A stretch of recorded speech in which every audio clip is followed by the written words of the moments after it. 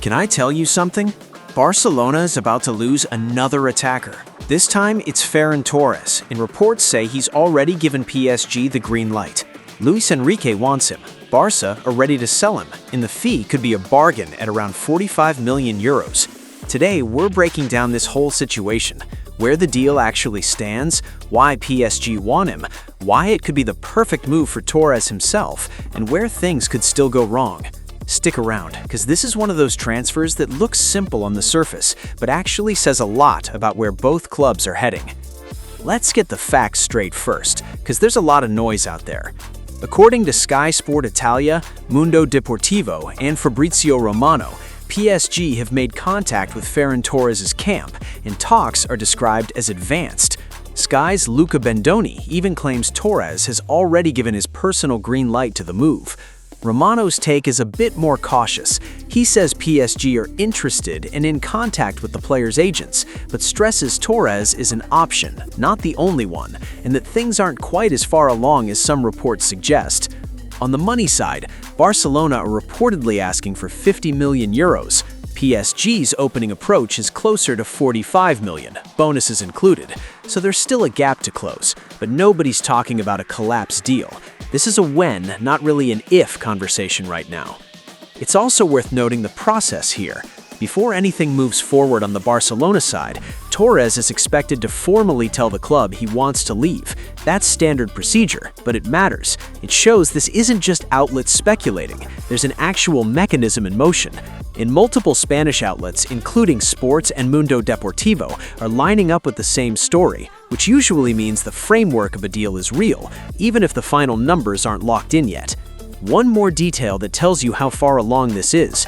PSG are reportedly hoping to get a fee agreed during this current international window, so that everything is wrapped up before Torres links up with his new teammates for preseason.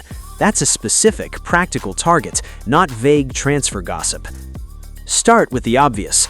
Last season, he scored 16 league goals for Barcelona, which is a genuinely strong return, especially for someone who hasn't always been a guaranteed starter. That tells you two things. One, he's productive when he plays. Two, there's more in the tank if he gets consistent minutes in the right role.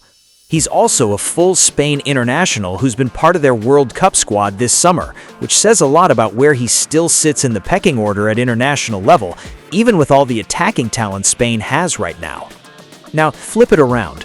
Why does this make sense for Torres himself?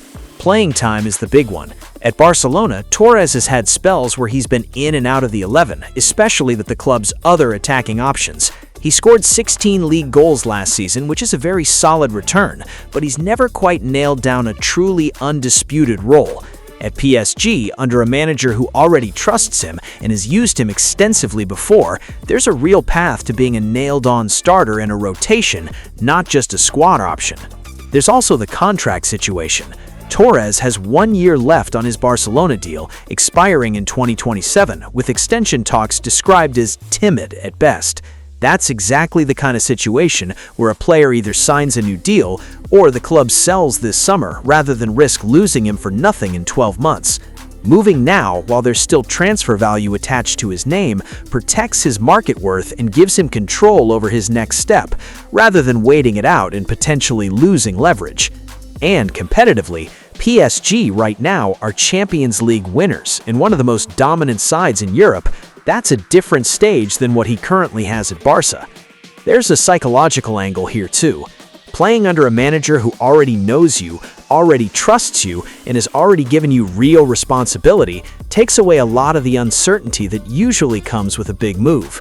Plenty of transfers fail not because the player isn't good enough, but because the fit with a new manager and a new system never quite clicks. Torres has already done the hard part of that relationship building with Enrique. He's not walking into the unknown. He's walking into a manager's plan that he's already part of, at least in Enrique's head. It's also the simple matter of stepping out of a specific shadow. At Barcelona, Torres has often been competing with a rotating cast of elite attacking talent for minutes, and being one of several very good options isn't the same as being a first-choice piece of a manager's plan. At PSG, replacing Ramos directly gives him a defined role to grow into from day one, rather than fighting for scraps of playing time and an even more stacked forward line. So, if it's good for both sides, why isn't it done yet? Money. Barcelona want 50 million. PSG's opening number is around 45 million with add-ons. That's not a massive gap in the world of modern transfers, but Barcelona had been firm that they're not lowering their asking price, partly because they need the funds themselves. They've already lost Robin Lewandowski and Ansu Fati this summer, and they're chasing Julian Alvarez as a priority signing, with a possible second forward addition being weighed also. Selling Torres for a good fee funds their own business plan. There's also a contract dynamic working in Barcelona's favor, even as they prepare to sell. With just 1 year left on his deal and no real progress on an extension, Barcelona know that waiting any longer only weakens their negotiating position. 12 months from now, they'd risk losing him for nothing as a free agent. That's exactly why insiders describe the sale as something that gives Barca financial breathing room, rather than a reluctant loss. In other words, Barcelona aren't just tolerating this sale, they're actively building their summer business plan around it going through.